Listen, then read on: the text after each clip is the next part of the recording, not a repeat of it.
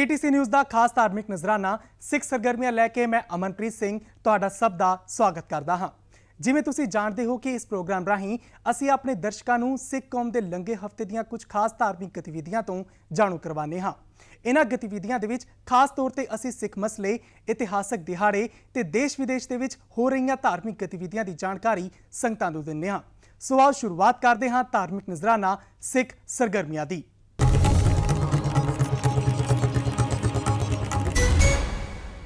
पहली पातशाही श्री गुरु नानक देव जी के पवित्र इतिहासक चरण चों प्राप्त धरती गुरुद्वारा बाबे दी बेर सियालकोट, जिथे पिछले लंबे समय तो मुसलमान भाईचारे का कब्जा सी, उस पवित्र स्थान ते श्री गुरु ग्रंथ साहिब जी का प्रकाश मुड़ तो कर दिता गया है।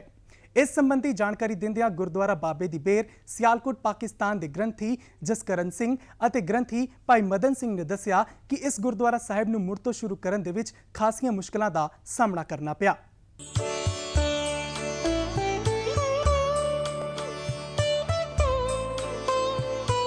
पहली पातशाही श्री गुरु नानक देव जी के पवित्र इतिहासिक चरण छो प्राप्त धरती गुरुद्वारा बाबे दी बेर सियालकोट, जिथे पिछले लंबे समय तो मुसलमान लोगों का कब्जा सी, उस पवित्र स्थान ते श्री गुरु ग्रंथ साहिब जी का प्रकाश किया गया।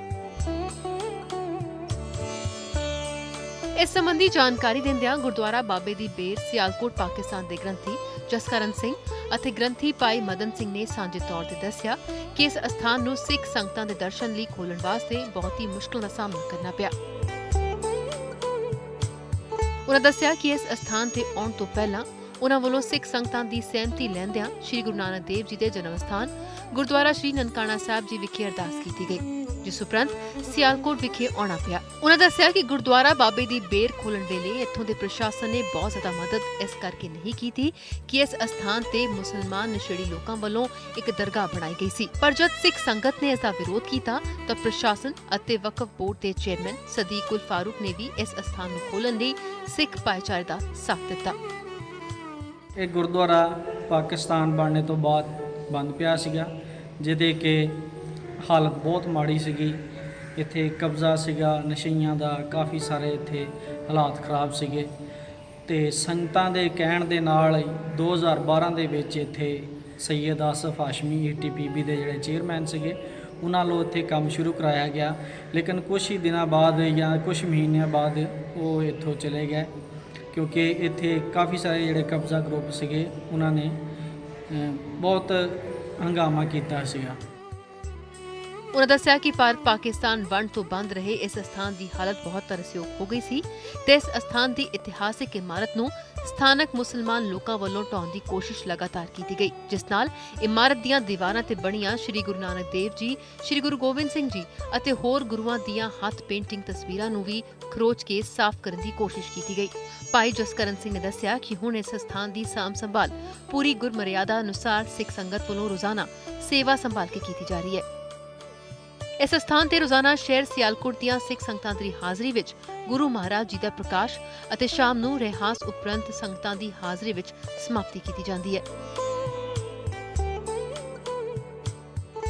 ਗੁਰਦੁਆਰਾ ਸਾਹਿਬ ਦੇ ਵਿੱਚ ਮਹਾਰਾਜ ਦਾ ਪ੍ਰਕਾਸ਼ ਕੀਤਾ ਵਾ।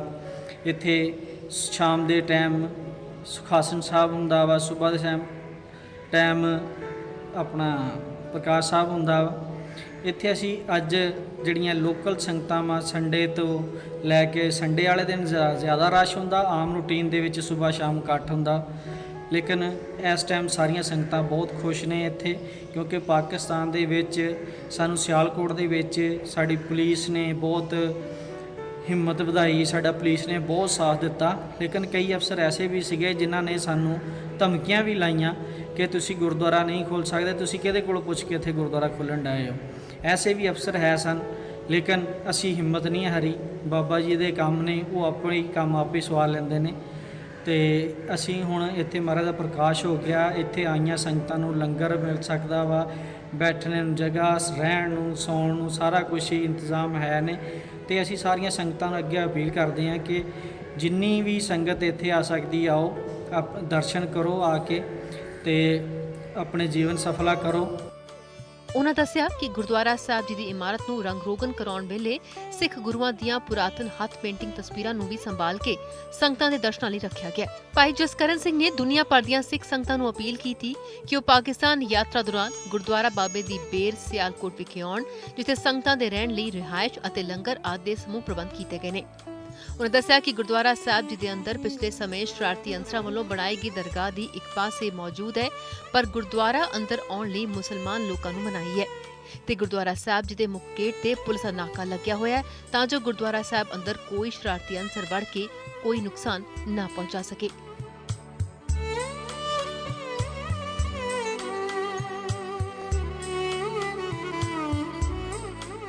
ਇਤਿਹਾਸਿਕ ਗੁਰਦੁਆਰਾ ਰਾਮਸਰ ਸਾਹਿਬ ਦੇ ਸਰੋਵਰ ਦੀ ਕਾਰ ਸੇਵਾ ਬੀਤੀ 17 ਸਤੰਬਰ ਨੂੰ ਸ਼ੁਰੂ ਕੀਤੀ ਗਈ।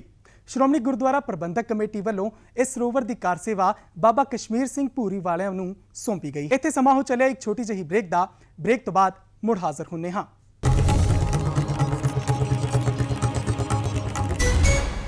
ਸੁਪਰੀਮ ਕੋਰਟ ਦੇ ਵੱਲੋਂ ਸੈਸਧਾਰੀ ਵੋਟਰਾਂ ਨੂੰ ਸ਼੍ਰੋਮਣੀ ਕਮੇਟੀ ਦੀ ਚੋਣਾਂ ਦੇ ਵਿੱਚ ਮਤਦਾਨ ਦੇ ਵਿੱਚ ਨਾ ਸ਼ਾਮਿਲ ਹੋਣ ਦੇ ਫੈਸਲੇ ਤੋਂ ਬਾਅਦ ਸ਼੍ਰੋਮਣੀ ਕਮੇਟੀ ਨੇ ਜਲਦ ਹੀ ਕਮੇਟੀ ਦੇ ਪ੍ਰਧਾਨ ਚੁਣਨ ਦੀ ਪ੍ਰਕਿਰਿਆ ਨੂੰ ਸ਼ੁਰੂ ਕਰਨ ਦਾ ਐਲਾਨ ਕਰ ਦਿੱਤਾ ਹੈ। ਕਮੇਟੀ ਦੇ ਮੁੱਖ ਸਕੱਤਰ ਮੁਤਾਬਕ ਜਲਦ ਹੀ ਇਸ ਮੁਤਲਕ ਡਿਪਟੀ ਕਮਿਸ਼ਨਰ ਨੂੰ ਲਿਖਿਆ ਜਾਵੇਗਾ।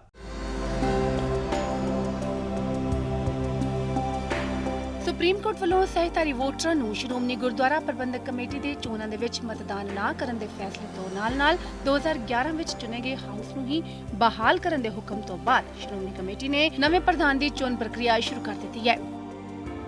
ਸ਼੍ਰੋਮਣੀ ਕਮੇਟੀ ਦੇ ਮੁੱਖ ਸਕੱਤਰ ਹਰਚਰਨ ਸਿੰਘ ਨੇ ਕਿਹਾ ਹੈ ਕਿ ਐਸਜੀਪੀਸੀ ਪ੍ਰਧਾਨ ਦੇ ਚੋਣਾਂ ਦੇ ਲਈ ਜਲਦ ਹੀ ਡਿਪਟੀ ਕਮਿਸ਼ਨਰ ਨੂੰ ਲਿਖ ਦਿੱਤਾ ਜਾਏਗਾ, ਜਿਸ ਤੋਂ ਬਾਅਦ ਉਹ ਸਾਰੇ ਮੈਂਬਰਾਂ ਨੂੰ 15 ਦਿਨ ਦਾ ਨੋਟਿਸ ਜਾਰੀ ਕਰਨਗੇ, ਜਿਸ ਤੇ ਡਿਪਟੀ ਕਮਿਸ਼ਨਰ ਦੀ ਦੇਖ-ਰੇਖ ਦੇ ਵਿੱਚ ਨਵੇਂ ਪ੍ਰਧਾਨ ਦੀ ਚੋਣ ਹੋਵੇਗੀ, ਜਿਸ ਤੋਂ ਬਾਅਦ ਪ੍ਰਧਾਨ ਤੇ ਹੋਰ ਅਹੁਦੇਦਾਰ ਅੰਤਰੀ ਕਮੇਟੀ ਦੇ ਬੈਠਕਾਂ ਦੀ ਚੋਣ ਕਰਨਗੇ। ਹਾਲਾਂਕਿ ਉਹਨਾਂ ਨੇ ਕਿਹਾ ਕਿ ਹਾਊਸ ਦੇ ਕਾਰਜਕਾਲ ਦੀ ਅਵਧੀ ਦੇ ਸੰਬੰਧ ਦੇ ਵਿੱਚ ਹਾਲੇ ਕੁਝ ਵੀ ਨਹੀਂ ਕਿਹਾ ਜਾ ਸਕਦਾ। ਜਿਹੜੀ ਸਹਿਕਾਰੀ ਨੂੰ ਵੋਟਾਂ ਪਾਉਣ ਵਾਲਾ ਮਸਲਾ ਸੀ ਉਹ ਮੁੱਕ ਗਿਆ ਸੁਪਰੀਮ ਕੋਰਟ ਦੇ ਨਵੇਂ ਆਰਡਰ ਮੁਤਾਬਕ। ਹੁਣ ਅਗਲੀ ਪ੍ਰਤੀਕਿਰਿਆ ਹੋਏਗੀ ਕਿ ਸਾਡਾ ਹਾਊਸ ਜਿਹੜਾ ਬਣਿਆ ਪਿਆ ਸੀ, ਸਾਡੇ ਕੋਲ 17/12/2011 ਦੀ ਨੋਟੀਫਿਕੇਸ਼ਨ ਮੁਤਾਬਕ ਗਵਰਨਮੈਂਟ ਆਫ ਇੰਡੀਆ ਦੀ ਸਾਡਾ ਹਾਊਸ ਤਾਂ ਰਿਸਟੋਰ ਹੋ ਗਿਆ। ਜਦੋਂ ਸਾਡਾ ਹਾਊਸ ਬਹਾਲ ਹੋ ਗਿਆ, ਜਿਹੜਾ ਕਦੀ ਬੈਠਿਆ ਹੀ ਨਹੀਂ ਸੀ, ਤਾਂ ਹੁਣ ਇਸ ਤੋਂ ਬਾਅਦ ਸਾਡੀ ਪ੍ਰਤੀਕਿਰਿਆ ਹੋਏਗੀ ਕਿ ਅਸੀਂ ਚਿੱਠੀ ਪਾਵਾਂਗੇ ਡਿਪਟੀ ਕਮਿਸ਼ਨਰ ਨੂੰ ਕਿ ਮੀਟਿੰਗ ਕਨਵੀਨ ਕਰੋ। 15 ਦਿਨ ਨੋਟਿਸ ਦੇਵਾਂਗੇ ਮੈਂਬਰਾਂ ਨੂੰ ਜੀ, ਉਹ ਮੈਂਬਰ ਸਾਰੇ ਬੁਲਾਏ ਜਾਣਗੇ ਜੀ, ਤੇ ਉਹ ਆ ਕੇ ਪ੍ਰਧਾਨ ਸਾਹਿਬ ਦੀ ਚੋਣ ਕਰੇਗਾ। ਪ੍ਰਧਾਨ ਸਾਹਿਬ ਦੀ ਚੋਣ ਤੱਕ ਸਾਡਾ ਸਿਸਟਮ ਇਹ ਹੁੰਦਾ ਕਿ ਡਿਪਟੀ ਕਮਿਸ਼ਨਰ ਹੀ ਪ੍ਰੈਜ਼ਾਈਡ ਕਰਦਾ, ਤੇ ਜਦੋਂ ਪ੍ਰਧਾਨ ਜੀ ਦੀ ਚੋਣ ਹੋ ਜਾਂਦੀ ਹੈ ਤਾਂ ਫਿਰ ਪ੍ਰਧਾਨ ਜੀ ਹੀ ਪ੍ਰੈਜ਼ਾਈਡ ਕਰਕੇ ਤੇ ਬਾਕੀ ਐਗਜ਼ੈਕਟਿਵ ਮੈਂਬਰ ਜਿਹੜੇ ਚੁਣੇ ਜਾਂਦੇ ਨੇ ਉਹਨਾਂ ਦੀ ਪ੍ਰਤੀਕਿਰਿਆ ਹੁੰਦੀ ਹੈ, ਤੇ ਫਿਰ ਉਹ ਆਪਣਾ ਕਾਰਜਕਾਰ ਸੰਭਾਲਣਗੇ। ਸ਼੍ਰੋਮਣੀ ਗੁਰਦੁਆਰਾ ਪ੍ਰਬੰਧਕ ਕਮੇਟੀ ਵੱਲੋਂ 25 ਤੇ 26 ਸਤੰਬਰ ਨੂੰ ਵਿਰਾਸਤ-ਏ ਖਾਲਸਾ ਦੇ ਆਡੀਟੋਰੀਅਮ ਸ਼੍ਰੀ ਅਨੰਦਪੁਰ ਸਾਹਿਬ ਵਿਖੇ ਹੋਣ ਵਾਲੇ ਵਿਸ਼ਵ ਪੰਜਾਬੀ ਭਾਸ਼ਾ ਸੰਮੇਲਨ ਦੀਆਂ ਤਿਆਰੀਆਂ ਨੂੰ ਅੰਤਿਮ ਛੋਹਾਂ ਦਿੱਤੀਆਂ ਜਾ ਰਹੀਆਂ ਨੇ ਅਤੇ ਇਸੇ ਦੇ ਹੀ ਤਹਿਤ ਬੀਤੇ ਦਿਨੀ ਇੱਕ ਮੀਟਿੰਗ ਕੀਤੀ ਗਈ, ਜਿਸ ਦੇ ਵਿੱਚ ਸਾਰੇ ਹੀ ਅਹੁਦੇਦਾਰਾਂ ਅਤੇ ਸੇਵਾਦਾਰਾਂ ਨੂੰ ਜ਼ਿੰਮੇਵਾਰੀ ਸੌਂਪੀਆਂ ਗਈਆਂ।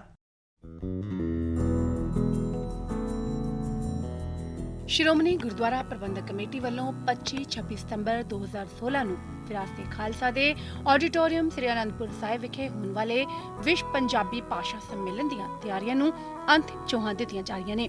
ਅੰਤਿਮ ਛੋਹਾਂ ਦੇਣ ਦੇ ਲਈ ਖਾਲਸੇ ਦੀ ਜਨਮ ਭੂਮੀ ਤਖਤ ਸ੍ਰੀ ਕੇਸਗੜ੍ਹ ਸਾਹਿਬ ਸ੍ਰੀ ਅਨੰਦਪੁਰ ਸਾਹਿਬ ਦੇ ਸਵਰਗੀ ਬਲਦੇਵ ਸਿੰਘ ਮਹਿਲਪੁਰੀ ਇਕੱਤਰਤਾ ਹਾਲ ਵਿਖੇ ਇੱਕ ਅਹਿਮ ਬੈਠਕ ਵੀ ਹੋਈ।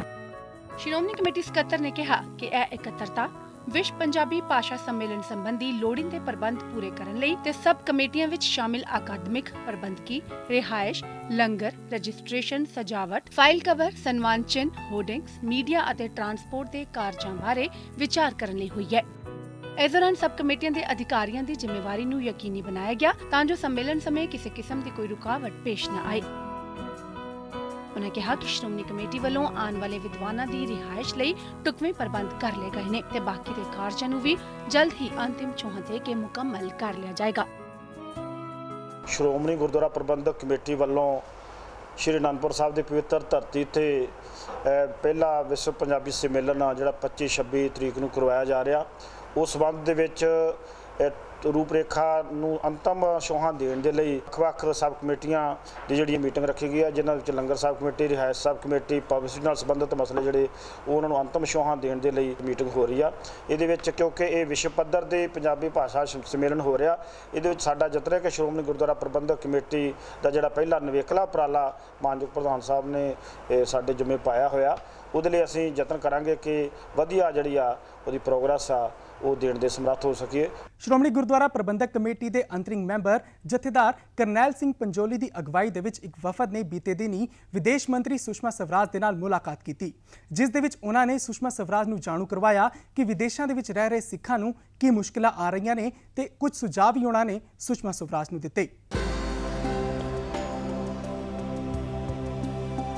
ਸ਼੍ਰੋਮਣੀ ਗੁਰਦੁਆਰਾ ਪ੍ਰਬੰਧਕ ਕਮੇਟੀ ਦੇ ਅੰਤਰਿੰਗ ਮੈਂਬਰ ਜਥੇਦਾਰ ਕਰਨੈਲ ਸਿੰਘ ਪੰਜੋਲੀ ਦੀ ਅਗਵਾਈ ਵਿੱਚ ਸਿੱਖਾਂ ਨੂੰ ਦਰਪੇਸ਼ ਆ ਰਹੀਆਂ ਸਮੱਸਿਆਵਾਂ ਨੂੰ ਲੈ ਕੇ ਬੀਤੇ ਦਿਨੀ ਇੱਕ ਵਫਦ ਭਾਰਤ ਦੀ ਵਿਦੇਸ਼ ਮੰਤਰੀ ਸੁਸ਼ਮਾ ਸਵਰਾਜ ਨੂੰ ਮਿਲਿਆ। ਇਸ ਮੌਕੇ ਜਥੇਦਾਰ ਪੰਜੋਲੀ ਨੇ ਕਿਹਾ ਕਿ ਪਾਕਿਸਤਾਨ ਦੇ ਵਿੱਚ ਸਿੱਖਾਂ ਦੇ ਗੁਰਧਾਮਾਂ ਦੇ ਦਰਸ਼ਨ ਦੀਦਾਰੇ ਕਰਨ ਉਪਰੰਤ ਜਦ ਕੋਈ ਸਿੱਖ ਅਮਰੀਕਾ ਜਾਂਦਾ ਹੈ ਤਾਂ ਉਸ ਨੂੰ ਅਮਰੀਕਾ ਦੇ ਇਮੀਗ੍ਰੇਸ਼ਨ ਵਿਭਾਗ ਵੱਲੋਂ ਸ਼ੱਕ ਦੀ ਨਜ਼ਰਾਂ ਦੇ ਨਾਲ ਦੇਖਿਆ ਜਾਂਦਾ ਹੈ। ਨਾਲ ਹੀ ਉਹਨੇ ਵੀ ਕਿਹਾ ਕਿ ਸਰਬ ਸਾਂਝੀ ਵਾਲਤਾ ਦਾ ਸੰਦੇਹ ਦਿੰਦਿਆਂ ਸੱਚਖੰਡ ਸ੍ਰੀ ਦਰਬਾਰ ਸਾਹਿਬ ਜੀ ਦੀ ਤਸਵੀਰ ਭਾਰਤ ਦੇ ਸਮੁੱਚੇ ਏਅਰਪੋਰਟ ਤੇ ਲਗਾਈ ਜਾਵੇ। ਇਸ ਤੋਂ ਇਲਾਵਾ ਉਹਨੇ ਇਹ ਵੀ ਕਿਹਾ ਕਿ ਦੁਨੀਆ ਦੀ ਵੱਖ-ਵੱਖ ਜੇਲ੍ਹਾਂ ਵਿੱਚ ਫਸੇ ਸਿੱਖਾਂ ਨੂੰ ਰਿਹਾ ਕਰਵਾਉਣ ਦੇ ਲਈ ਕੇਂਦਰ ਸਰਕਾਰ ਉਦਮ ਕਰੇ। ਜਥੇਦਾਰ ਅਵਤਾਰ ਸਿੰਘ ਪ੍ਰਧਾਨ ਸ਼੍ਰੋਮਣੀ ਗੁਰਦੁਆਰਾ ਪ੍ਰਬੰਧਕ ਕਮੇਟੀ ਦੇ ਆਦੇਸ਼ਾਂ ਉੱਤੇ ਅਸੀਂ ਭਾਰਤ ਦੀ ਵਿਦੇਸ਼ ਮੰਤਰੀ ਸ਼੍ਰੀਮਤੀ ਸੁਸ਼ਮਾ ਸਵਰਾਜ ਜੀ ਨੂੰ 3 ਅਹਿਮ ਮੁੱਦਿਆਂ ਉੱਤੇ ਅਸੀਂ ਇੱਕ ਡੈਲੀਗੇਸ਼ਨ ਲੈ ਕੇ ਮਿਲੇ, ਜਿਨ੍ਹਾਂ ਵਿੱਚ ਸਭ ਤੋਂ ਪਹਿਲਾ ਮੁੱਦਾ ਸੀ ਕਿ ਅਸੀਂ ਡਿਮਾਂਡ ਕੀਤੀ ਸੀ ਕਿ ਸ਼੍ਰੀ ਦਰਬਾਰ ਸਾਹਿਬ, ਸ਼੍ਰੀ ਹਰਿਮੰਦਰ ਸਾਹਿਬ ਦੁਨੀਆ ਦੇ ਧਰਮ ਦੇ ਖੇਤਰ ਵਿੱਚ ਸਭ ਤੋਂ ਪਾਕ ਤੇ ਪਵਿੱਤਰ ਸਥਾਨ ਹੈ, ਜਿੱਥੇ ਸਾਰੇ ਧਰਮਾਂ ਦੇ ਲੋਕ ਜਿਹੜੇ ਨੇ ਉਹ ਆ ਕੇ ਨਤਮਸਤਕ ਹੁੰਦੇ ਨੇ ਔਰ ਬਹੁਤ ਹੀ ਮਨ ਇਕਾਗਰ ਕਰਕੇ ਅਕਾਲ ਪੁਰਖ ਵਾਹਿਗੁਰੂ ਦੀ ਬਾਣੀ ਸਰਵਣ ਕਰਦੇ ਨੇ ਤੇ ਇੱਕ ਥਾਂ ਹੀ ਬੈਠ ਕੇ ਲੰਗਰ ਛਕਦੇ ਨੇ। ਇਹ ਸਾਂਝੀ ਬਾਲਤਾ ਦਾ ਪ੍ਰਤੀਕ ਹੈ ਸ਼੍ਰੀ ਦਰਬਾਰ ਸਾਹਿਬ ਦਾ ਪਵਿੱਤਰ ਸਥਾਨ। ਇਸ ਲਈ ਸਾਰੇ ਏਅਰਪੋਰਟਾਂ ਉੱਤੇ ਬਹੁਤ ਹੀ ਢੁਕਵੀਂ ਜਗ੍ਹਾ ਦੇ ਉੱਤੇ ਸ਼੍ਰੀ ਦਰਬਾਰ ਸਾਹਿਬ ਦੀ ਇੱਕ ਬਹੁਤ ਵੱਡੀ ਤਸਵੀਰ ਜਿਹੜੀ ਹੈ ਉਹ ਇੰਟਰਨੈਸ਼ਨਲ ਤੇ ਡੋਮੈਸਟਿਕ ਏਅਰਪੋਰਟਾਂ ਦੇ ਉੱਤੇ ਲਾਉਣ ਦੀ ਯਤਨ ਜਿਹੜਾ ਉਹ ਭਾਰਤ ਸਰਕਾਰ ਕਰੇ। ਦੂਸਰਾ ਸਾਡਾ ਮੁੱਦਾ ਸੀ ਕਿ ਅਸੀਂ 1947 ਤੋਂ ਜਦੋਂ ਉੱਜੜ ਕੇ ਮਤਲਬ ਹਿੰਦੁਸਤਾਨ 'ਚ ਆਏ, ਸਾਡੇ ਬਹੁਤ ਗੁਰਧਾਮ ਜਿਹੜੇ ਨੇ ਉਹ ਪਾਕਿਸਤਾਨ ਵਿੱਚ ਰਹਿ ਗਏ, ਜਿਨੇ ਗੁਰੂ ਨਾਨਕ ਸਾਹਿਬ ਜੀ ਦਾ ਜਿਹੜਾ ਸੀ ਮਤਲਬ ਜਨਮ ਸਥਾਨ ਨਨਕਾਣਾ ਸਾਹਿਬ, ਗੁਰੂ ਤੇਗ ਬਹਾਦਰ ਪਾਤਸ਼ਾਹ ਜੀ ਦਾ ਸ਼ਹੀਦੀ ਸਥਾਨ, ਉਹਨਾਂ ਸਮੇਤ ਹੋਰ ਬਹੁਤ ਹਿਸਟੋਰੀਕਲ ਸਥਾਨ ਨੇ ਸਾਡੇ। ਉਹਨਾਂ ਸਥਾਨਾਂ ਦੇ ਦਰਸ਼ਨ ਕਰਨ ਲਈ ਹਰ ਸਾਲ ਸਿੱਖ ਜਿਹੜੇ ਨੇ ਜਥਿਆਂ ਦੇ ਰੂਪ ਦੇ ਵਿੱਚ ਵੀ ਜਾਂਦੇ ਨੇ ਤੇ ਵਿਅਕਤੀਗਤ ਰੂਪ ਵਿੱਚ ਵੀ ਜਾਂਦੇ ਨੇ। ਉਹਨਾਂ ਦੇ ਪਾਸਪੋਰਟ ਉੱਤੇ ਵੀਜ਼ਾ ਲੱਗਦਾ ਤੇ ਜਦੋਂ ਉਹੀ ਸਿੱਖ ਫਿਰ ਅਮਰੀਕਾ ਕਈ ਵਾਰੀ ਜਾਣ ਦਾ ਉਹਨੂੰ ਮੌਕਾ ਮਿਲਦਾ ਹੈ ਤਾਂ ਅਮਰੀਕਾ ਦੀ ਇਮੀਗ੍ਰੇਸ਼ਨ ਵਿੱਚ ਉਹਨਾਂ ਨੂੰ ਬਹੁਤ ਸਾਰੀਆਂ ਪਰੇਸ਼ਾਨੀਆਂ ਦਾ ਸਾਹਮਣਾ ਕਰਨਾ ਪੈ ਰਿਹਾ ਤੇ ਉਹਨਾਂ ਨੂੰ ਸ਼ੱਕ ਦੀ ਨਜ਼ਰ ਨਾਲ ਵੇਖਿਆ ਜਾਂਦਾ। ਅਜਿਹੇ ਮੁਸ਼ਕਲ ਦਾ ਸਾਹਮਣਾ ਜਥੇਦਾਰ ਅਵਤਾਰ ਸਿੰਘ ਜੀ ਪ੍ਰਧਾਨ ਸ਼੍ਰੋਮਣੀ ਕਮੇਟੀ ਨੂੰ ਖੁਦ ਵੀ ਆਇਆ ਔਰ ਮੈਨੂੰ ਵੀ ਆਇਆ। ਇਸ ਸੰਬੰਧੀ ਵੀ ਅਸੀਂ ਵਿਦੇਸ਼ ਮੰਤਰੀ ਨੂੰ ਬੇਨਤੀ ਕੀਤੀ ਹੈ ਕਿ ਉਹ ਅਮਰੀਕਾ ਦੇ ਵਿਦੇਸ਼ ਡਿਪਾਰਟਮੈਂਟ ਨਾਲ ਗੱਲ ਕਰਕੇ ਇਹ ਮਸਲੇ ਨੂੰ ਦੂਰ ਕਰਾਉਣ ਦਾ ਯਤਨ ਕਰਨ। ਬਹੁਤ ਸਾਰੇ ਨੌਜਵਾਨ ਕੈਨੇਡਾ ਜਾਣ ਦੇ ਲਾਲਚ ਵਿੱਚ, ਅਮਰੀਕਾ ਜਾਣ ਦੇ, ਇਟਲੀ ਜਾਣ ਦੇ ਤੇ ਆਸਟ੍ਰੇਲੀਆ ਜਾਣ ਦੇ ਲਾਲਚਾਂ ਵਿੱਚ ਦੁਨੀਆ ਦੇ ਵੱਖ-ਵੱਖ ਦੇਸ਼ਾਂ ਦੀਆਂ ਜੇਲ੍ਹਾਂ ਵਿੱਚ ਫਸੇ ਹੋਏ ਨੇ।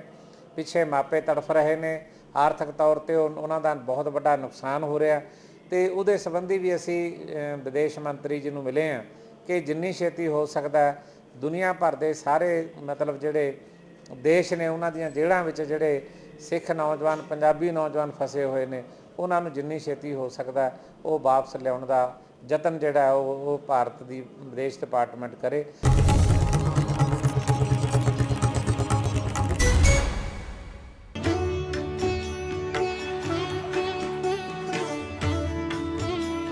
ਸ਼੍ਰੀ ਹਰਿਮੰਦਰ ਸਾਹਿਬ ਦੇ ਮੁੱਖ ਦੁਆਰ ਘੰਟਾ ਘਰ ਵਾਲੇ ਪਾਸੇ ਬਣ ਰਹੇ ਪ੍ਰਵੇਸ਼ ਦੁਆਰ ਪਲਾਜ਼ਾ ਦਾ ਦੂਜਾ ਪੜਾਅ ਤਕਰੀਬਨ ਖਤਮ ਹੋ ਗਿਆ ਤੇ ਜਲਦ ਹੀ ਲੋਕਾਂ ਲਈ ਖੋਲ੍ਹ ਦਿੱਤਾ ਜਾਏਗਾ। ਇਸ ਦਾ ਉਦਘਾਟਨ 1 ਨਵੰਬਰ ਨੂੰ ਹੋਏਗਾ ਤੇ ਉਦਘਾਟਨੀ ਰਸਮ ਦੇ ਵਿੱਚ ਰਾਸ਼ਟਰਪਤੀ ਪ੍ਰਣਬ ਮੁਖਰਜੀ ਦੇ ਪਹੁੰਚਣ ਦੀ ਸੰਭਾਵਨਾ ਬਣੀ ਹੋਈ ਹੈ। ਇਸ ਯੋਜਨਾ ਦਾ ਪਹਿਲਾ ਪੜਾਅ ਮੁਕੰਮਲ ਹੋ ਚੁੱਕਿਆ ਹੈ, ਜਿਸ ਤਹਿਤ ਪ੍ਰਵੇਸ਼ ਦੁਆਰ ਪਲਾਜ਼ਾ ਦੇ ਜ਼ਮੀਨੀ ਹਿੱਸੇ ਨੂੰ ਸੁੰਦਰ ਬਣਾਇਆ ਗਿਆ ਹੈ। ਇਸ ਦੇ ਵਿੱਚ ਅਤ ਆਧੁਨਿਕ ਜੋੜਾ ਘਰ ਤੇ ਗਠੜੀ ਘਰ ਸ਼ਾਮਿਲ ਹਨ। ਇਸ ਤੋਂ ਇਲਾਵਾ ਘੰਟਾ ਘਰ ਦੇ ਸਾਹਮਣੇ ਸੁੰਦਰ ਫੁਹਾਰੇ ਵੀ ਲਗਾਏ ਗਏ ਹਨ। ਇਹ ਪੜਾਅ ਮੁਕੰਮਲ ਹੋਣ ਤੋਂ ਬਾਅਦ 2014 ਦੇ ਵਿੱਚ ਦੀਵਾਲੀ ਮੌਕੇ ਇਸ ਨੂੰ ਲੋਕਾਂ ਲਈ ਖੋਲ੍ਹ ਦਿੱਤਾ ਗਿਆ ਸੀ। ਹੁਣ ਸ਼੍ਰੀ ਹਰਿਮੰਦਰ ਸਾਹਿਬ ਦੇ ਸਾਹਮਣੇ ਤਕਰੀਬਨ 1.5 ਏਕੜ ਤੋਂ ਵੱਧ ਰਕਬੇ ਦੀ ਖੁੱਲੀ ਥਾਂ ਹੈ, ਜਿਸ ਉੱਪਰ ਸੰਗਮਰਮਰ ਦਾ ਪੱਥਰ ਲਗਾਇਆ ਗਿਆ ਹੈ। ਦੱਸਣਾ ਚਾਹਾਂਗੇ ਕਿ ਪੰਜਾਬ ਸਰਕਾਰ ਵੱਲੋਂ ਸ਼੍ਰੀ ਹਰਿਮੰਦਰ ਸਾਹਿਬ ਦੇ ਆਲੇ ਦੁਆਲੇ ਦੇ ਸੁੰਦਰੀਕਰਨ ਵਾਸਤੇ ਵਿਸ਼ੇਸ਼ ਯੋਜਨਾ ਬਣਾਈ ਗਈ ਹੈ। ਇਸ ਯੋਜਨਾ ਤਹਿਤ ਸ਼੍ਰੀ ਹਰਿਮੰਦਰ ਸਾਹਿਬ ਨੂੰ ਆਉਂਦੇ ਹਾਲ ਗੇਟ ਵਾਲੇ ਮੁੱਖ ਰਸਤੇ ਨੂੰ ਇੱਕ ਜਿਹੀ ਵਿਰਾਸਤ ਦਿੱਖ ਦੇਣ ਦਾ ਕੰਮ ਚੱਲ ਰਿਹਾ ਹੈ। ਇਹ ਯੋਜਨਾ ਉਪ ਮੁੱਖ ਮੰਤਰੀ ਦੇ ਡ੍ਰੀਮ ਪ੍ਰੋਜੈਕਟ ਦੇ ਵਿੱਚ ਸ਼ਾਮਿਲ ਹੈ। ਸ਼੍ਰੀ ਹਰਿਮੰਦਰ ਸਾਹਿਬ ਪ੍ਰਵੇਸ਼ ਦਵਾਰ ਪਲਾਜ਼ਾ ਦਾ ਜ਼ਮੀਨਦੋਜ਼ ਹਿੱਸੇ ਵਾਲਾ ਦੂਜਾ ਪੜਾਅ ਦਾ ਕੰਮ ਲਟਕ ਰਿਹਾ ਸੀ, ਜਿਸ ਨੂੰ ਮੁਕੰਮਲ ਕਰਨ ਲਈ ਕਈ ਵਾਰ ਆਖਰੀ ਮਿਤੀ ਦਾ ਐਲਾਨ ਵੀ ਕੀਤਾ ਗਿਆ, ਪਰ ਬਾਵਜੂਦ ਇਸ ਸਭ ਦੇ ਕੰਮ ਪੂਰਾ ਨਹੀਂ ਹੋਇਆ। ਪਰ ਜੇਕਰ ਹੁਣ ਅਧਿਕਾਰੀਆਂ ਦੀ ਮੰਨੀ ਜਾਏ ਤਾਂ ਦੂਜੇ ਪੜਾਅ ਦਾ ਕੰਮ ਤਕਰੀਬਨ ਖਤਮ ਹੋ ਚੁੱਕਿਆ ਹੈ ਤੇ ਇਸ ਨੂੰ ਅੰਤਿਮ ਛੋਹਾਂ ਦਿੱਤੀਆਂ ਜਾ ਰਹੀਆਂ ਨੇ ਤੇ ਦੀਵਾਲੀ ਤੋਂ ਬਾਅਦ ਲੋਕਾਂ ਦੇ ਵਾਸਤੇ ਇਸ ਨੂੰ ਖੋਲ੍ਹ ਦਿੱਤਾ ਜਾਏਗਾ। ਦੱਸਣਾ ਚਾਹਾਂਗੇ ਕਿ ਇਸ ਦੇ ਸ਼ੁਰੂ ਹੋ ਜਾਣ ਦੇ ਨਾਲ ਇੱਥੇ ਆਉਣ ਵਾਲੇ ਯਾਤਰੂਆਂ ਤੇ ਸ਼ਰਧਾਲੂਆਂ ਨੂੰ ਕਈ ਨਵੀਆਂ ਸਹੂਲਤਾਂ ਇੱਕ ਛੱਤ ਹੇਠਾਂ ਉਪਲਬਧ ਹੋਣਗੀਆਂ। ਤਕਰੀਬਨ 130 ਕਰੋੜ ਰੁਪਏ ਦੇ ਇਸ ਦੂਜੇ ਪੜਾਅ ਤਹਿਤ ਜ਼ਮੀਨਦੋਜ਼ ਹਿੱਸੇ ਦੇ ਵਿੱਚ ਸੂਚਨਾ ਕੇਂਦਰ, 4 ਗੈਲਰੀਆਂ, ਬਹੁਭਾਸ਼ੀ ਮੀਡੀਆ ਕੇਂਦਰ, ATM, ਰੇਲ ਤੇ ਹਵਾਈ ਪੁੱਛਗਿੱਛ ਕੇਂਦਰ, ਪਾਖਾਨੇ, VIP ਅਤੇ VVIP ਲਾਂਚ ਤਕਰੀਬਨ 150 ਵਿਅਕਤੀਆਂ ਦੇ ਬੈਠਣ ਦੀ ਸਮਰੱਥਾ ਵਾਲਾ ਕਾਨਫਰੰਸ ਹਾਲ ਵੀ ਹੋਏਗਾ। ਪਲਾਜ਼ਾ ਵਿੱਚ ਸਿੱਖ ਧਰਮ ਬਾਰੇ ਜਾਣਕਾਰੀ ਦੇਣ ਦੇ ਲਈ ਮੀਡੀਆ ਕੇਂਦਰ ਵੀ ਬਣਾਇਆ ਗਿਆ ਹੈ। ਪਲਾਜ਼ਾ ਦਾ ਡਿਜ਼ਾਈਨ ਤਿਆਰ ਕਰਨ ਦੇ ਲਈ ਸਰਕਾਰ ਵੱਲੋਂ ਗੁਰੂ ਨਾਨਕ ਦੇਵ ਯੂਨੀਵਰਸਿਟੀ ਦੀ ਮਦਦ ਨਾਲ ਵਿਸ਼ਵ ਪੱਧਰੀ ਮੁਕਾਬਲਾ ਕਰਵਾਇਆ ਗਿਆ ਸੀ, ਜਿਸ ਵਿੱਚ ਵਿਸ਼ਵ ਪੱਧਰ ਤੋਂ ਭਵਨ ਨਿਰਮਾਣਕਾਰਾਂ ਨੇ ਹਿੱਸਾ ਲੈ ਕੇ ਸ਼੍ਰੀ ਹਰਿਮੰਦਰ ਸਾਹਿਬ ਪ੍ਰਵੇਸ਼ ਦਵਾਰ ਪਲਾਜ਼ਾ ਦਾ ਡਿਜ਼ਾਈਨ ਤਿਆਰ ਕੀਤਾ। ਇਸ ਬਹੁ ਕਰੋੜੀ ਪ੍ਰੋਜੈਕਟ ਹੇਠ ਵਿਦੇਸ਼ ਤੋਂ ਮੰਗਵਾਇਆ ਪੱਥਰ ਵੀ ਲਗਾਇਆ ਗਿਆ। ਸੋ ਇਹ ਸੀ ਸਾਡਾ ਖਾਸ ਧਾਰਮਿਕ ਨਜ਼ਰਾਨਾ ਸਿੱਖ ਸਰਗਰਮੀਆਂ। ਜੇ ਤੁਸੀਂ ਸਾਡੇ ਇਸ ਪ੍ਰੋਗਰਾਮ ਬਾਰੇ ਜਾਂ ਫਿਰ ਸ਼੍ਰੋਮਣੀ ਗੁਰਦੁਆਰਾ ਪ੍ਰਬੰਧਕ ਕਮੇਟੀ ਨੂੰ ਕੋਈ ਰਾਏ ਜਾਂ ਸੁਝਾਅ ਦੇਣਾ ਚਾਹੁੰਦੇ ਹੋ ਤਾਂ ਸਾਡਾ ਈਮੇਲ ਪਤਾ ਨੋਟ ਕਰ ਲਓ। ਸਾਡਾ ਈਮੇਲ ਪਤਾ ਹੈ feedback@ptcnetwork.tv। ਅਗਲੇ ਹਫਤੇ ਮੁੜ ਤੋਂ ਹੋਵਾਂਗੇ ਹਾਜ਼ਰ। ਤਦ ਤੱਕ ਲਈ ਦਿਓ ਇਜਾਜ਼ਤ। ਵਾਹਿਗੁਰੂ ਜੀ ਕਾ ਖਾਲਸਾ, ਵਾਹਿਗੁਰੂ ਜੀ ਕੀ ਫਤਿਹ।